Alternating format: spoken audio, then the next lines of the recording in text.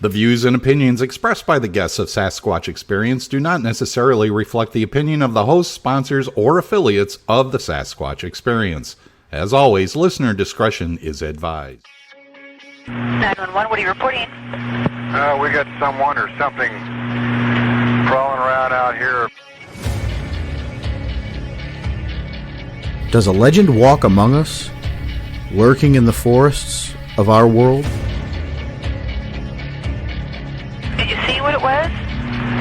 Was it a person or an animal or? I can't tell. All I know is that my sensor light came on and I just happened to glimpse and see this thing running across the yard. A good-sized man or something. Looks like a man. I don't know what it was.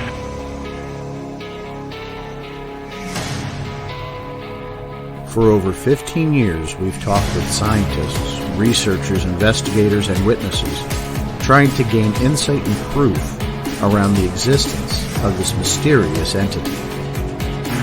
Jesus Christ, you better... Sure. Deal! Hello? Get somebody out here. What's going on now, sir? That son of a bitch is about 6'9", I don't know. Do you see him now, sir? Yes, I'm looking right at him. Uh-oh. Okay, hang on. He's right... Is he in your yard, sir? Yeah, God, he's big. Okay, what's he doing in your yard? He's looking at me.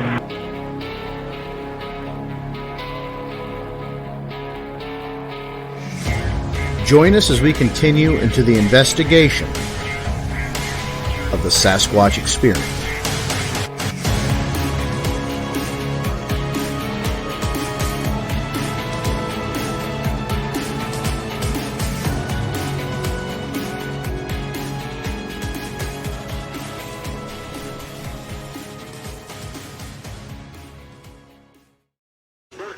And good evening, everyone. Welcome to the Sasquatch Experience. I'm Sean the Fork Chop Forker tonight, August the 28th, 2023.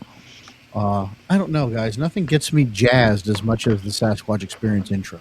When I hear that, I know it's time to get going. And I want to make Vance do that live from here on out. You know, listener discretion is advised. Yes. I watch him recite it in the green room while we're all out there. And you know what? You're just going to do it live from here on out. All right, though, that's fine. Is it wrong for a man to tell another man not to touch his... Never mind. Wow. Well, I don't know. It's welcome to science class, kids.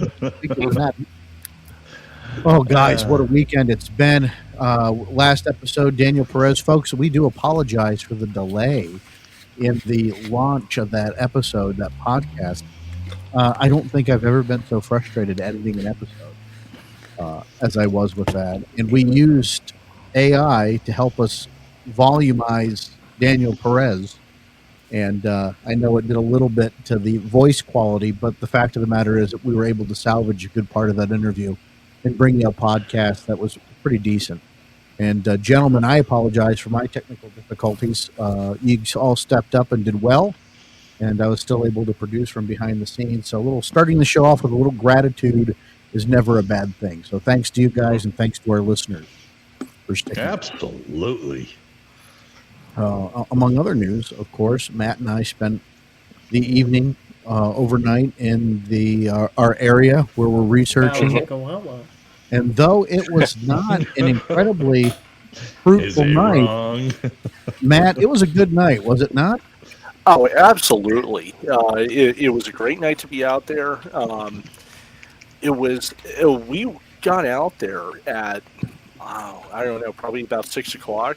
And between the time of 6 o'clock and 9 a.m. the next morning, there was not one car that came up that road. So we were in a very, very good area.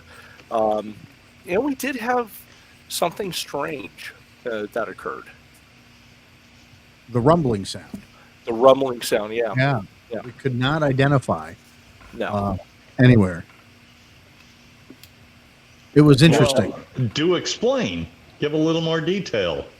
Well, at first, we were just sitting there around the campfire, myself, Les Sinkovich, our research partner, my son Gabe, Matt and I, and just having normal nighttime sounds, crickets, and then all of a sudden this loud kind of mechanical rumble that just came out of nowhere and then ended. And there was no way it could have been a vehicle because we would have seen it. Mm-hmm. That was bizarre. And really, the thing of it is, we all commented that we were able to feel, just that base kind of going through us. It really didn't scare us a whole lot. It was just one of those things that we were intrigued by, but it sounded to me almost like a tractor starting up, or a tractor that's coming up there. And there were some, vehicles that were down in the lower part of the valley that the state has there to work on drainage and such. But this here, there was nothing for, I think, about 3 miles. There was no mechanical equipment there, and we just heard this. We just heard this rumble that kind of went through us, and it was unexplainable. The one thing that I wanted to note with that particular location, the only thing that we get that's really not a natural sound is, unless, or Vance as a pilot, this would be intriguing. We have what's called the Slate Run. I guess it's it's one of the towers, or I guess it's a radio beacon that when planes are flying commercial or any sort of commercial instrument flights going from basically from west to east, if they're going into LaGuardia, JFK, Boston, any of those airports, they fly over what's called the Slate Run, and I forget what the term is for it. That's okay. Go on. A lot of them are called VOR, but go ahead. Yes, the VOR. So Slate Run does have one. Right. So the only unnatural noise that you're hearing outside of just the people that are there is the sound of airplanes. Now, usually at night, you might get a red-eye flight. You might get a lot of them are actually transport planes that go back and forth, like FedEx, UPS. Right. They'll be flying in the middle of the night, but there's a distinct difference between what we heard in. When you have the aircraft go over, you can hear it tail off. This here, it was loud, and we're all looking down the road waiting for headlights. It was abrupt. Yes. And then it was, as it probably went, I don't know, probably about 15 seconds, 20 seconds at the most, and then it just died. But it was a very odd sound, yeah. Well, I guess between that sound and then the sound of a woman's voice. Yes. That was the other thing that was interesting, but you couldn't localize. Wow. Right? It was just several times that Les and my son heard, and they were sitting on the other side of where Matt and I were sitting. Both of them had indicated that they heard what sounded like a woman just like whispering or... Wow. Interesting. But that has to be probably, and I'm just taking a ballpark swing here, probably the 6th time in a encounter story where I've heard those terms being used. It sounded like a softly spoken, or a woman whispering, or a woman speaking. That's crazy. The other thing that I'll note, and my son, he and I decided to sleep in our car because we arrived late, and Matt and Les also decided to sleep in their vehicles for no reason, not a fear thing or anything else, just a comfort thing. And we left at about 3 a.m. and drove back home and there was an absence of animals. The complete drive from our campsite down that 12 miles to the bottom of the road. Right. On that mountain road, there were no animals. Nothing. Not a deer, not a porcupine, not a fox, nothing. I just found that very interesting. We saw no wildlife at all that night. We heard things walking around the forest, but we saw nothing. Okay. Let's say in a different situation where you didn't have any kind of strange outside interference, what would the wildlife action be if you traveled back there? Would there be activity from porcupine and deer and skunk, Well, it's et cetera? typical. It's Yeah. typical everywhere, and I just found it strange that we even went out and we walked the road. That no matter where we went, there was no wildlife presenting itself. We went into that field, no wildlife. And Matt, you kind of have to set the stage for him with the type of forest that this is. And before we do that, Les said it was as if you could hear a woman having a normal conversation, but out in the distance. Oh, and yeah. she, I've heard that. Yeah. Yeah. You've heard that. That's creepy. Physically. Yeah. James, you've heard that several times. Could you hear the bees? No, not this time. We actually, Les and I had both in the morning. I took him over to the meadow, and the meadow area is where Sean, James, and I had gone previously, and it's actually an incredible natural area where it sounded as if we had a swarm of bees that were probably somewhere not that far from us, and you would think that if you walked in the woods, you'd find a big, tree covered in bees. That's how loud it was. That's how many there were. What it wasn't bees all centered in on one location. It was the bees spread out amongst this whole meadow.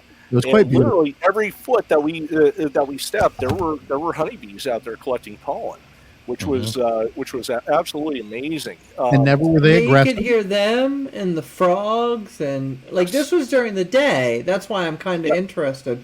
We were there 2 weeks ago. It Yes. was. Yeah. Yeah, But it was an average day. It wasn't over warm. It wasn't over cold. But you could hear the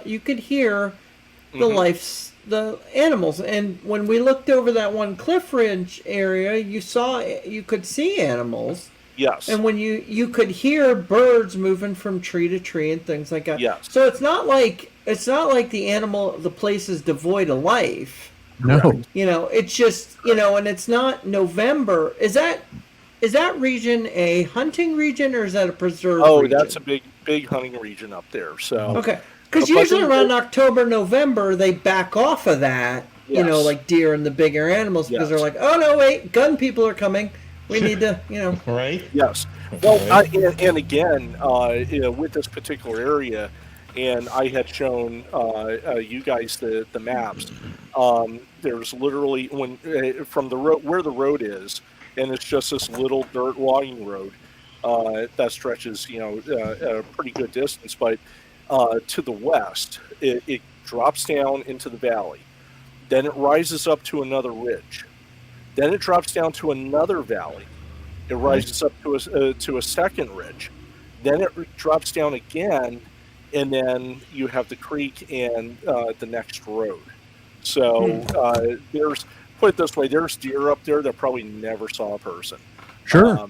Yeah, especially in some of those back hollows, and there's a lot of little hollows throughout that whole mountain range up there. But to try to set this up for everyone, it was where this is. Again, it's a very remote area. It's a mix of hardwoods. There's a lot of pine trees throughout, especially in the hollows.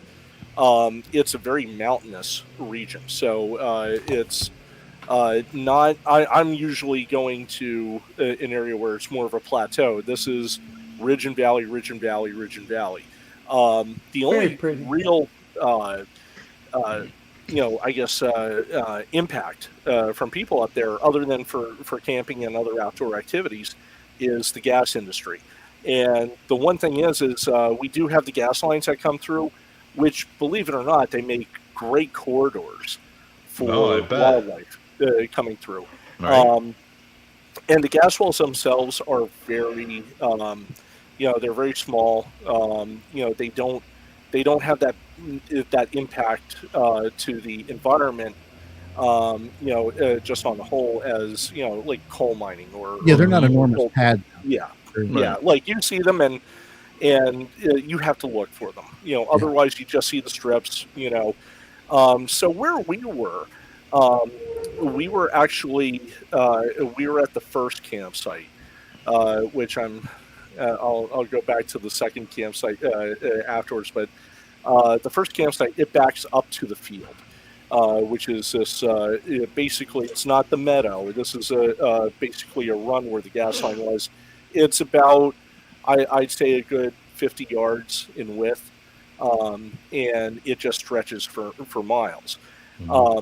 When Les and I had first got there, we came out, and directly in the field, there was a skull there, which we believe to be probably, it looks like an ungulate, so it's probably going to be a fawn, a baby deer. Off probably about 10 yards away, getting closer to the middle of the field, we actually found the femur bone. So going through that particular stretch, we did see a lot of animal scat. Les and I had found bear scat through there. You could tell it was eating berries. And there was also, I didn't see much sign of elk there, but we do know that elk do travel through there, but there was definitely signs of deer throughout that area. So,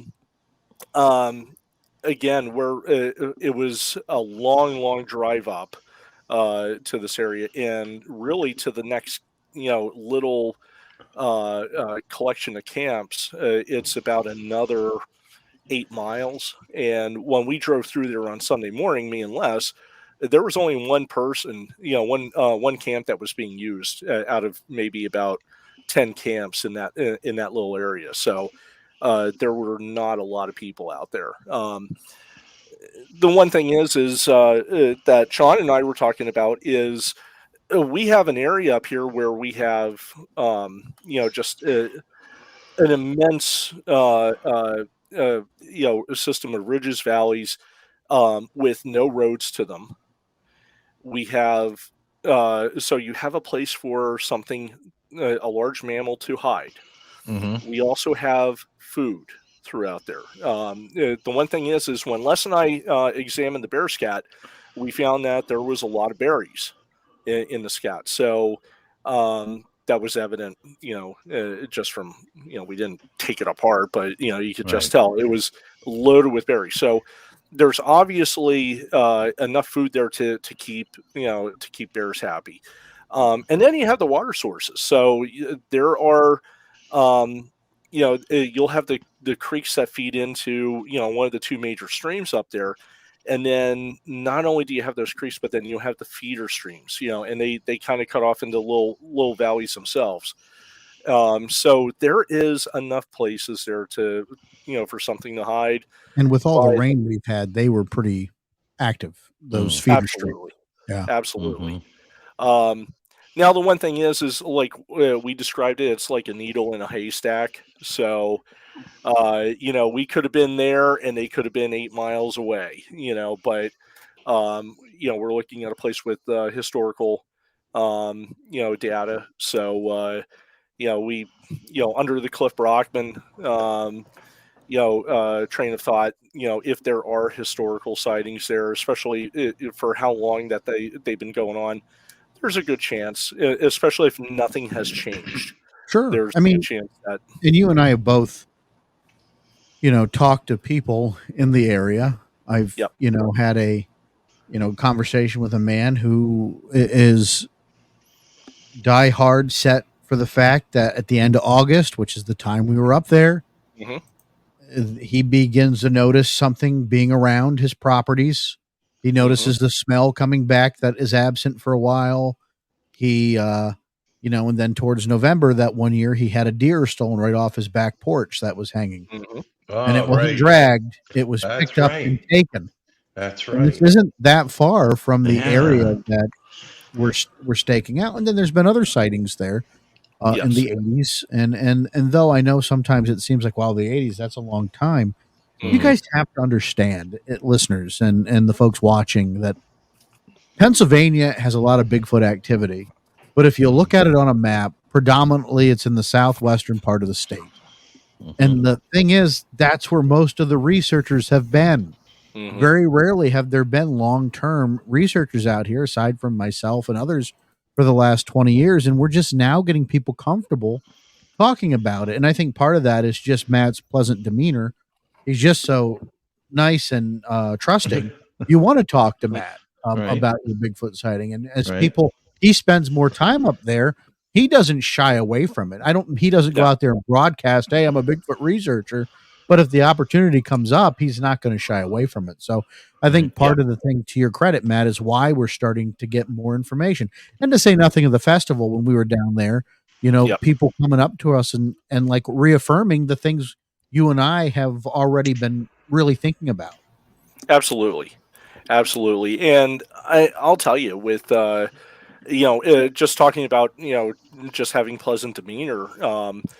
I was talking to a gentleman. This is going back about 6 or 7 years ago, and he had told me. He said, "Hey, I just saw something weird, not that long ago." And I said, "What was it?" He said, "Well, you know what? We're coming up on turkey season. And this was in the spring, and you also have trout season, which kind of run. Trout season is about 2 weeks before turkey season. I was up there about a week before because I wanted to get out there before all of the the campers got up there. And he had mentioned that he saw a guy on a ghillie suit crossing one of those gas lines." Wow. And he said this was about 3/4 up the mountain. The mountain itself is just a very treacherous climb going up and down. But to him, he thought it was a person. He thought it was somebody that was out there scouting for turkeys. He just thought it was weird that somebody went running across the power lines dressed in a ghillie suit.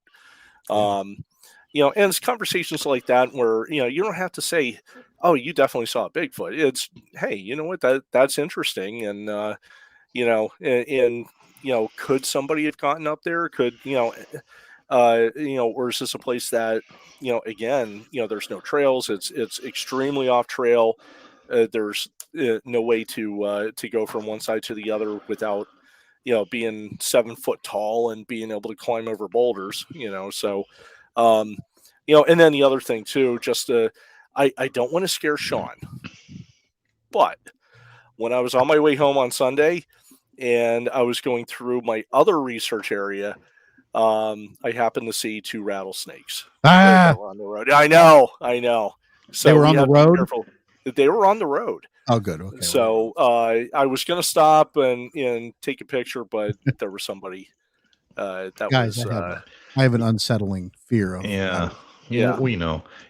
Matt, I'm sorry to interrupt, but this really begs a question to me. Yeah. So let's say the turkey hunters or the trout fishermen,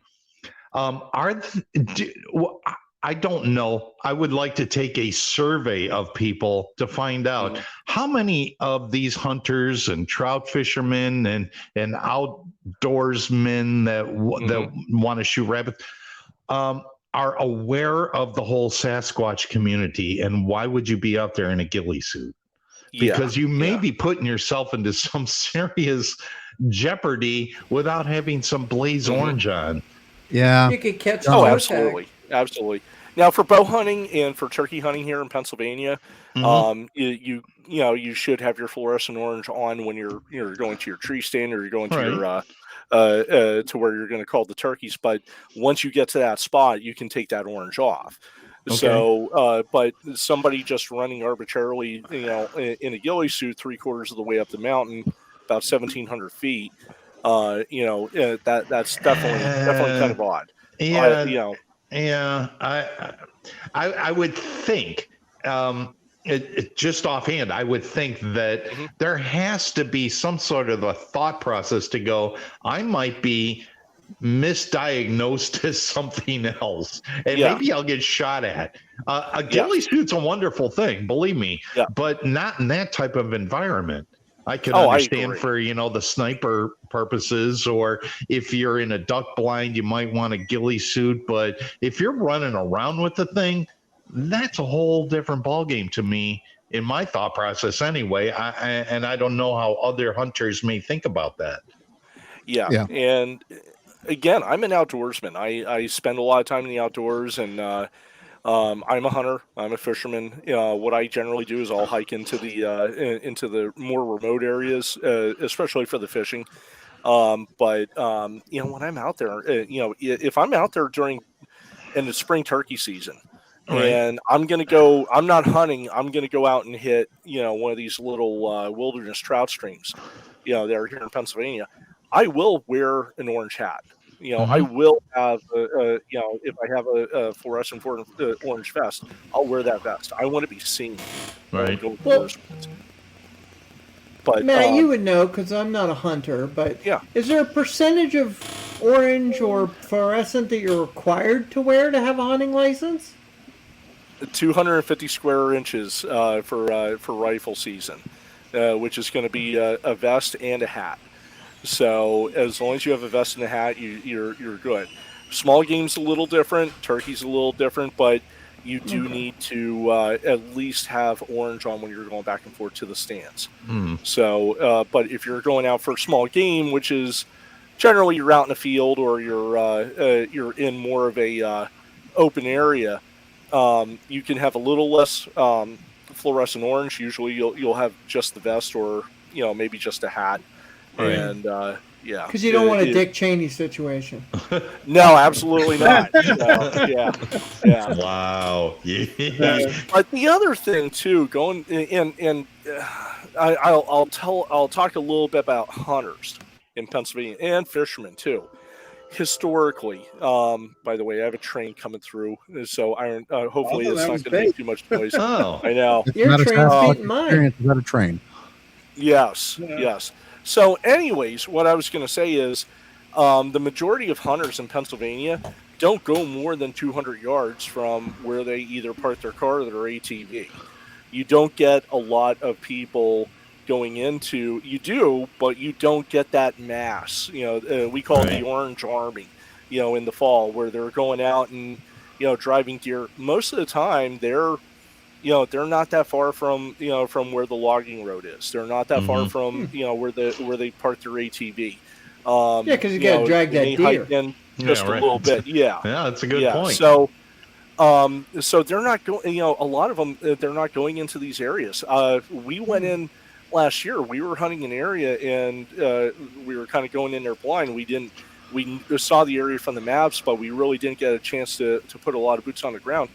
We did not, opening day, we did not see another hunter on that entire mountain. So, and that wasn't in this area. This was just to the west of the area where, it's a little more population. So just imagine going where we are in our research area and then going into one of these hollows. I mean, it usually, I know for somebody like myself, it would be almost like an overnight trip going out there. But and James, the one thing is you were with us and you saw how steep when we went to that one gas line, how steep that terrain was. It was almost like a cliff. So you have to deal with terrain like that. Les and I, when we were out there on Sunday, we went to the overlook, and we looked down. Believe it or not, there is a trail that goes down, but the trail to go down, it's nearly vertical. So I mean, it's we don't know what's coming up. If it looked like it was pretty worn, but it had to have been maybe a game trail at some point. All right. Wow. Yeah. But the area, Sean, if you want to pipe in on a couple more observations you had, being there at night. Yeah. So, I mean, nighttime was a different experience than being there during the day. There's a lot of, how do you explain it? Like, for me, there's a level of comfort because I can see where I'm going during the daytime. At nighttime, it gets so dark without that light. Like, you really can't see where you're going. And again, rattlesnakes, not a fan. So you asked Matt, I'm walking around like a blind man and my cane tapping on the ground so I don't get bit by a rattlesnake. Which is acceptable. Yeah, which is fine. That's a good thing to do. So between that and being aware, you could potentially run into a bear up there, but for the most part, the bears aren't. I think up there, especially, they're much more timid of people. We didn't have, even for for us being up there, and we didn't have any food out, but you would think that we would have had a bear come through our camp, and we did not. Nothing. And That was the thing, man. yeah. Nothing. Yeah. And we had crickets. I mean, it wasn't like there was an Yeah. absence of any kind of noise, but Yeah. it was just, to me, it was strange. Maybe they're just that not used to people that they just keep themselves hidden when something new is there, because there was Yes. no vehicles that came through besides ours that entire night. Yes. Even at Yes. 3 a.m. when I drove back down that mountain, which seems like it's not a big drive, but it's a big drive. Mhm. There was nobody else on that road. It was just Yes. me and my son driving down a dark, desolate mountain road, Yeah. and no wildlife, which is just freaking me out because I'm like, at some point, we're Yes. going to see a deer. We saw one deer on Renovo Road in somebody's front yard, Matt, that entire time. I Yeah. had to leave the Wow. forest to see a deer. Go figure. So Yeah. we got to take our news break. We come back, we'll actually get into the meat and potatoes. It was a good weekend. We had a great time. Just to put a cap on it, Matt, thank you for setting it up. Yeah. Yep. And we'll have a video of our event available to Patreons. Our Patreon, of course, patreon.com/Sasquatch Experience, available for guys. How much? $2 a month. You'll get access to our videos and everything else we got going on. So, folks, we'll be right back. Stay tuned. Smoke them if you got them. Sasquatch Experience here on StreamYard, Facebook, YouTube, Twitch, Twitter. You name it, we're there. See you in a little bit. News team, assemble!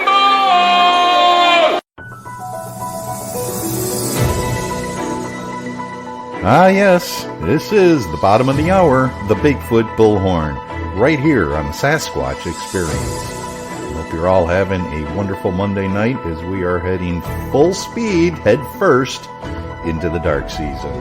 Hope everyone recovered well over this past summer weekend, which is coming to a close quickly. I think I kind of made that point already, but here we go on the Bigfoot Bullhorn out of the state of Indiana. When Leroy Nail first heard Bigfoot reports in Indiana, he was skeptical. Maybe the international notorious Sasquatch lived in California or Canada, but here, in his home state? No way, Leroy said. Our woods are not deep enough. We don't have even enough forests.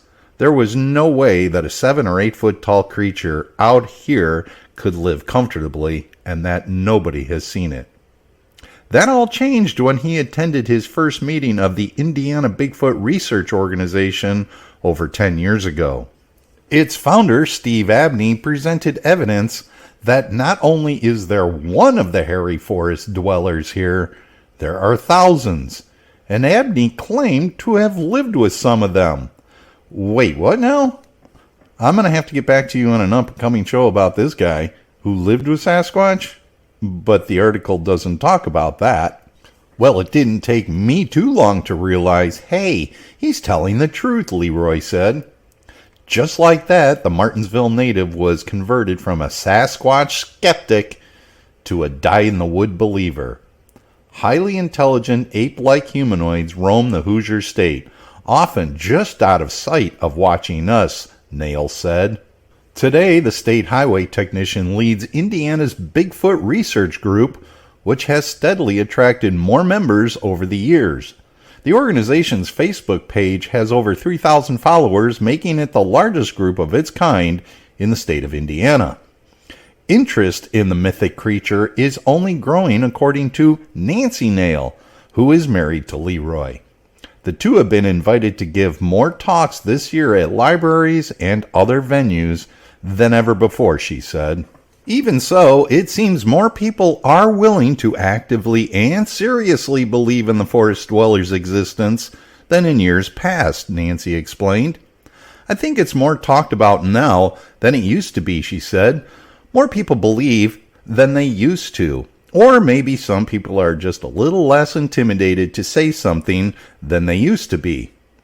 During the past 10 years, Leroy and a dedicated group of researchers have responded to calls from people around the state of Indiana reporting a tall, hairy animal or animals near their homes or unearthly screams from the woods. Leroy doesn't take their word for it. Usually within minutes of receiving a call, he's in a truck driving, sometimes for hours, to collect evidence and hear first-hand accounts from those who believe they've encountered the clandestine creature. When we come back, mark your calendars for an up-and-coming event that you should not miss. You're listening to the Sasquatch Experience.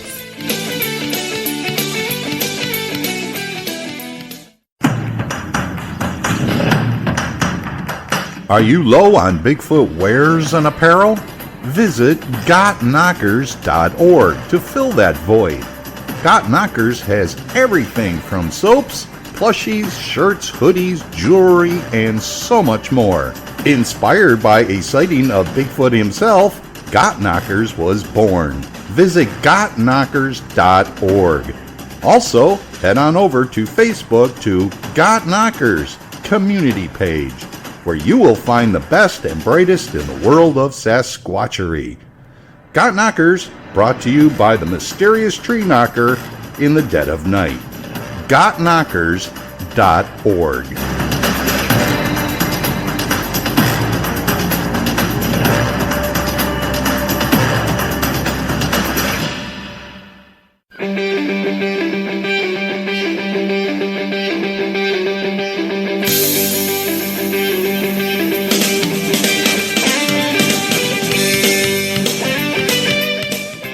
Well, it's that time of year again to celebrate the history and mystery of the Mothman at the world's only Mothman Festival, held annually in downtown Point Pleasant, West Virginia, hometown of the Mothman himself, on Saturday, September 16th and Sunday, September 17th.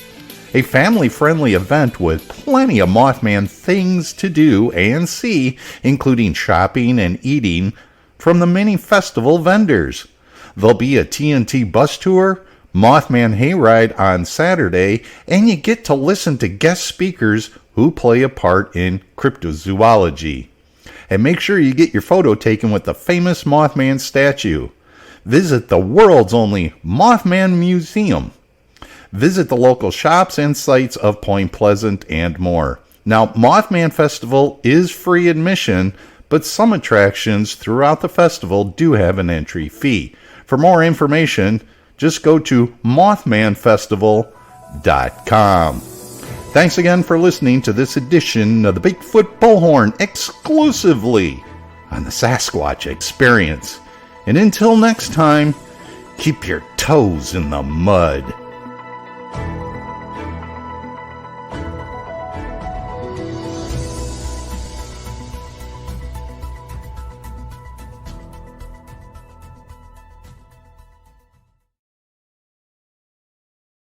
Thanks, Vance. Watched Henry get a little excited over that there on the background. Hey, Henry, how you doing? Doing good. All right. Folks, Sean Forker, Vance Nesbitt, James Baker, Henry May, and Matt Arner all here tonight. And now that we got our recap of Matt and I and our friend Les's adventure, and my son Gabe, from the weekend, we're going to get into the meat and potatoes of the show. And I'm anxious for this because I was doing my typical social media perusal not long ago, and a man by the name of Carl Rose posted a question in the Coalition for Critical Thinking and Bigfoot Research. And his post goes as follows: exercise and ethics. Hypothetically, you are a Bigfoot believer hiking in a national park and happen upon a skull that is clearly too large and too different to be human. It is likely a Bigfoot skull. What do you do next? He further writes, being found in a national park, it is public property, which means if you report it, those foul skeptic scientists will get their hands on it. If it is, in fact, a Bigfoot skull, it will likely be worth millions. To the skeptics, do you report it and preserve the integrity of the site, or sneak it out of the park to make a fortune through black market auctions? Which of many possible actions do you take? So I took this question and spun it to the gentleman here. And of course, I'm sure they'll have their own variations upon the same said question. But guys, who wants to go first? What would you do? I will. I got my hand up. Go ahead, Spanky. Oh, okay. Well, once that question got presented to me, I really dug into what would the reality be instead of the fantasy.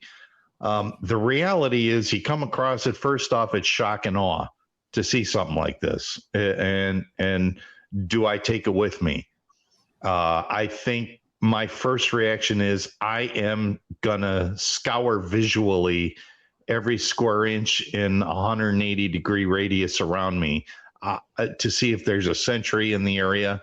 My mind goes off to the point of, okay, so Sasquatch exists. Is there such a thing as murder in the Sasquatch community where one takes another one out and it's not buried? We've heard many stories, maybe they bury their own, but that doesn't mean that they all are of the same family and thought process. Maybe it was a criminal scene in the, who knows? I think the shock and awe of the whole thing is, but I would do my best to collect it, get it into my backpack after pooping my pants and get out of there as fast as I could. But then I'm left with the dilemma of, what do I do now? Who can I share this with? I could only share this with trusted friends. The question was brought up, it could be worth millions of dollars. But then who is going to come and attack to get hold of this evidence? Who am I going to share this with? I could share this with close trusted friends, and they may have, wow, okay, this thing is real, but is it going to go onto the market for any kind of financial value? I don't know that I would do that. I think I would keep it under wraps, under promise of my close friends, trusted allies, such as you gentlemen, and keep it at that point, that if somebody needs to study it, that is a trustworthy value, okay, maybe so. Maybe I could give some DNA sample from it, but I don't know that my home would not be completely destroyed to get hold of this by any other entity if they ever found out about it. Fair enough. I get your point, and I there's a lot of value to that. My counterpoint on that one thing is like, who do you trust? Like, if I found a skull, first thing I would do is back away from it a little bit, try to take as much photographic evidence as I could, kind of look around to see how the skull got there. Mm-hmm. Like, if it's just a skull and not a body, then clearly something detached the head. We'll put it that way. And I don't want it to detach my head. Right. You know, and then, like, you have to look at, you know, was it, you know, what kind of area are you in? And, like, me, honestly, I would probably call Matt. Just because Matt understands forensics and some of the other BS that 90 people are going to ask. And then after I consulted with him, if I was able to do it in the moment and I knew that it was only taking the skull and the moment was the only way I could preserve it, then I'd find the most easiest way to preserve the evidence that wouldn't taint it as much as possible. And I probably would then consult Matt again, but probably the question is Right. well, because he does this kind of thing. You pick, you know, it's kind of like if I had a foot imprint, I'd send it to Meldrum. Right. Meldrum. You know what I mean? Like, if I had, you know, my thing with it is the biggest concern would be is, one, how the head got there, and two is, if I take this evidence, you have a valid point where people would destroy your world and things like that. But I think if you did it semi-discreetly, because I believe that we all, as researchers, have that little bit of a pocket, I can't think, evidence, we'll call it, pocket evidence. We have it in a drawer, or I don't have any, but I know that the guys that do this every weekend got something. They've got it. They've got it in a room, they've got it in a drawer. Lauren Coleman hides it in his basement, God knows whatever, you know. But that stuff is all, like, that would be where I'd hide it until I could say, okay, I'm 100% sure this isn't a human. I am 100% sure this isn't an ape. I've sent the pieces to 3 different people, and they've come back with, yeah, this has got to be something else. And then I would be kind of like, all right, let's give this to somebody who can release it into the wild blue yonder of people. Right. Because I had this discussion with Sean, an hour ago. If they found Bigfoot tomorrow, if I found it, once the general media and everybody found out and they could prove it was, we would all be involved for probably 6 months. And then the corporations and the billionaires and the high-end scientists and all the people that said we were not right would all swoop in and go, hey, you guys can go home now. We got what we needed from you. And hey, Baker, here's a check. Forget you know us. Right. And that's how I feel about that. But if I found a skull, I'll just brief about it is, I'd find out why it's there and scoop up as much stuff as I could and then wander off. Right. Yeah, and I think I would do the same thing. I don't know how the rest of the gentlemen here feel, but I think I would do the same thing. I think I would scour the area and try to figure out as fast as I could what created just a skull to be here. And those thoughts that I brought up earlier, maybe murder does happen in the Sasquatch community. I don't know. I have no clue. But if it's left exposed where I come across it, I'm going to take it with me. But then how do I destroy part of that skull to send samples off to somebody else to confirm what it is? Well, where did you find it? Where was it at? We want more information about where this sample came from. I don't know how much more I'm going to give up about the area in which I found it from, because once you leak it to one person, that one person's going to share it with 6 other people. Those 6 other people are going to share it with 12 other people. And before you know it, you got somebody knocking on your door. I was like, I don't know. Well, you guys have both made some pretty good points so far. Henry, what do you do? Oh, goodness. Well, I'll probably get in contact with one of you guys first. Not me.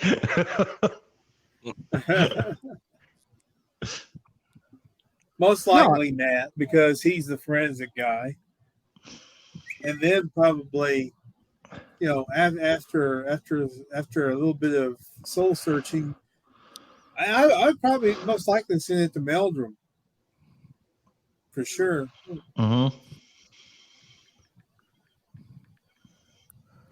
Matt, that would be. So, and there's I don't know. I'm probably just the way I am. I would be. Well, the very first thing I would do is I would find something of scale from which I can take photos, because you can have a skull and I'll just go back to our skull in the field. That was a very small deer skull. So, but if I took the camera, I put it up close, I could say, oh my God, it's an elk. So I would take something of scale. If you don't have a ruler, if you don't have anything, well, guess what? What's always one size that they don't want us to use, but hey, in a bind, you can use it as a dollar bill. Dollar bill or a credit card, right? Absolutely. Okay. Yeah, absolutely, because it's all one size. Yes, James. So that's one thing that I would do. However, it would be a shame because the skull itself that I find might be missing a molar tooth or two, when the photos are taken. But I would probably have something small like that that I can actually have tested independently. What I would do is once I'm in cell range, or if I have the satellite phone, I would be calling a news station first, then the park rangers. It just say it's on national forest land. I would be calling both, but I would make sure that the news people get there right before the park people do, that they're able to see this and document it. At that point, you're probably going to have a forensic team or anthropologist come in with the forensic team to examine how that skull is laying there, if there is a body there, if there's other bones there, because what they can do is they can, they'll actually sieve through the soil to see if there are any remnants of other bones there. If just in case, like the head was standing, it was basically up and the rest of the body's down, almost like in a diagonal. So that's the one thing. That's definitely something I would do. But I would definitely take the take a molar or two, just so that I have it, and I'd be sending it off. Right now, I'm pretty much sold on the North Carolina State program, for the DNA. So I'd probably be sending a sample of that out to them and seeing what they can get out of it. So I have a question for you, Matt. In the scenario in which you just laid out that you would contact media and then you would contact authorities beyond that, would you feel comfortable to continue video recording that action that took place once the media got there and once the authorities got there, and you're video recording, and you may, I'm not saying it would happen, but you may deal with some pushback of don't record this and we need your phone. Would you do that? Well, I don't know. I don't know how far this rabbit hole goes. I don't know if you do a Facebook Live or not. I don't know. I probably would, and I have to laugh at that, because the people that in my profession that really kind of, I can't say they get under our skin at all, but for some of the younger guys, they do, is the like First Amendment auditors.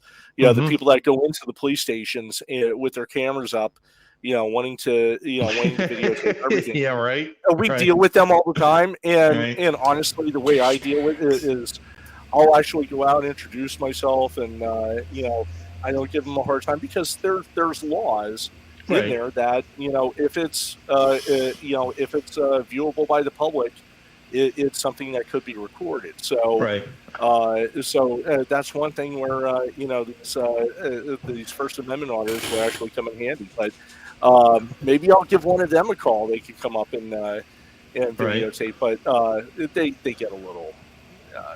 Sometimes a little too pushy, and I get it. Again, I would definitely have the camera going, and the other thing too is, and this is something from my experience as a police officer, is I would document every single person that comes to that scene, whether it's media, park rangers.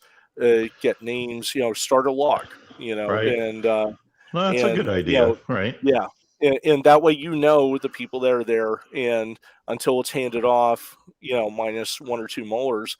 Once it's handed off, then to forensics or anthropologists, then they can run their own at that point, and at least then you can kind of go through and say, okay, here's what I have. I had.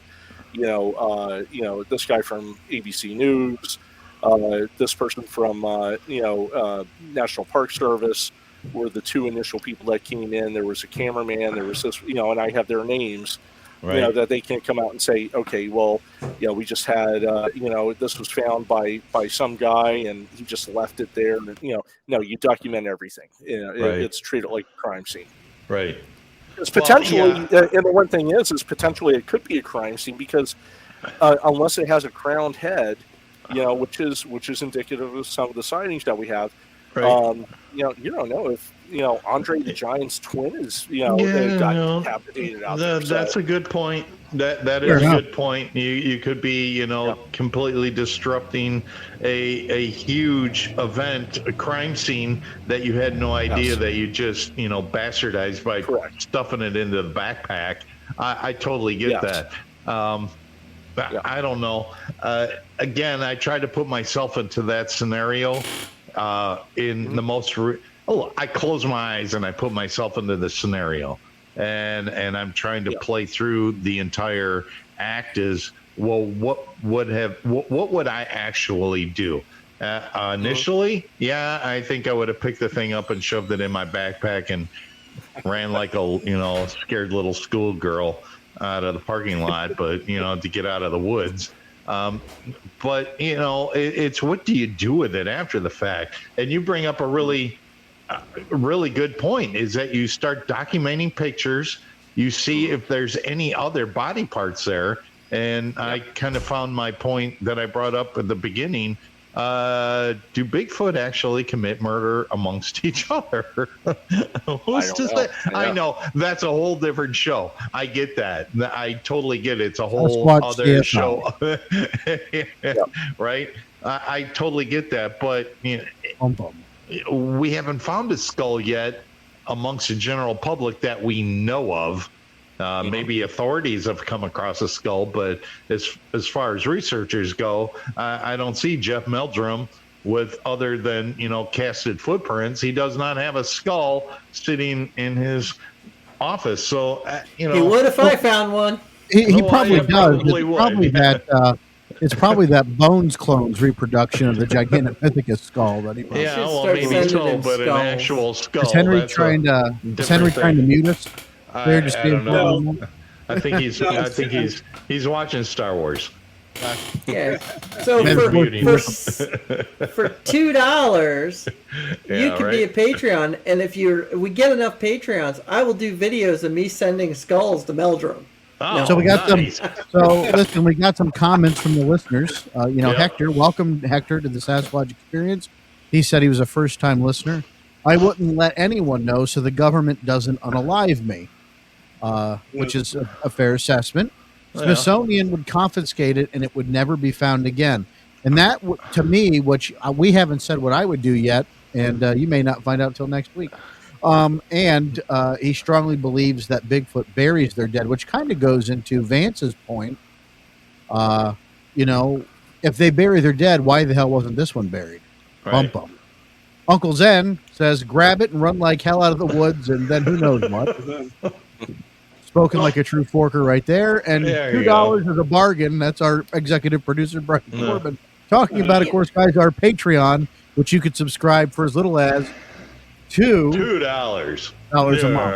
All two. Well, now, I have to... Go, Sean. I have to tell you, and Bake, I'll let you jump in then, because my methodology is very similar to Matt's. And when he said pull the teeth, I'm like, that son of a bitch, because that's the first thing I do. I'd be yanking some teeth and then taking pictures of everything, making some phone calls, and I'm going to stay there and film everything, video everything. And Vance, if anybody wants to steal my phone, it's all going to be uploaded to our Google OneDrive anyhow. Okay. So go ahead. They can take it all they want. That shit's going to the cloud before they get it out of my dead hands. Good for you. And as for you don't need the whole skull. That's the thing. No, I understand. I think there's so much material that we get from the teeth. Sean Ford, yes. We get from the teeth, to Matt's point, it's just extra work trying to take the skull with you and trying to hide it. No, and it's true because Gigantopithecus, look, teeth to work with. That was it. Sure. But now also think about this, guys. You are removing something from federal land. You can get felony charges for stealing rocks from national parks. How does that work with skull? Look, I will share something with you real quick. Oh, no. In the Badlands of South Dakota, I found a partial jawbone with a molar of a prehistoric something, and I chipped it out.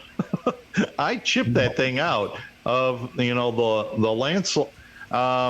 It's sitting on my shelf here. I'm not going to share that with any authorities because it's federal lands. Because who pays for those federal lands? Sean Forker does, Vance Nesbitt does, Henry May does, Matt Arner does, James Baker does. We all pay for those federal lands, and it's still sitting here. I don't know what the jawbone is from, what prehistoric animal it is. I have no idea. I never sent it off to get any DNA done, but it's pretty damn cool.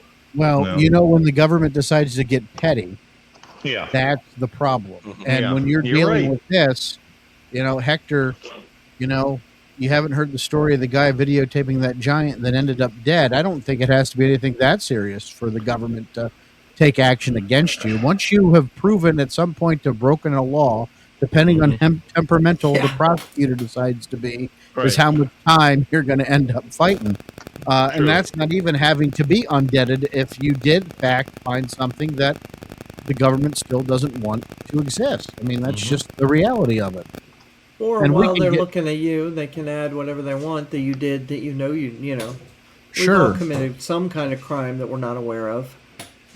Why are you littering, looking at God me? knows what. Stop it. I'm There's anonymous. got to be some ripped mattress tags laying around somewhere. Ripping off the tag of a mattress. But it That's could my be favorite. something as stupid Critical as that. But if a prosecutor really wants to be special about you, No, like yeah, we just no. had that discussion earlier about, if the government really wants to get you, they will. You show me the man, I'll show you the crime. And a point that Hector pointed out was, and I never even thought of, is honestly the Smithsonian probably could take the skull, throw it in, use it in an actual display, mislabel it as something else. It could sit there for years and nobody even noticed the difference. Well, and that may in fact be the case, Right. and we don't realize it. That's not even conspiratorial. That's just reality. Oh, yeah. Well, that was me Hello, pleading James. the fifth. They kept the dogs on Baker. What happened? Oh no, he left. What happened? Oh, No, he's okay. back. I'm just kidding. I'm just messing with everybody, folks. We've run to that point of the show, guys. I think this, good fun topics there. As Baker's getting dogged by the popo. We'll get him out of jail, folks. Don't worry. We'll bail him out. Been a good show tonight, guys. We've all been tired up. It's been a long weekend. I want to thank you all for listening. We don't know what the show will be for the next time, so stay tuned, stay listened, stay focused. Henry, give them those parting words. Sorry, B. Y'all be good. Yeah. Be good at it. The hell was it? All right, folks. You keep on squatching. We'll see you next time.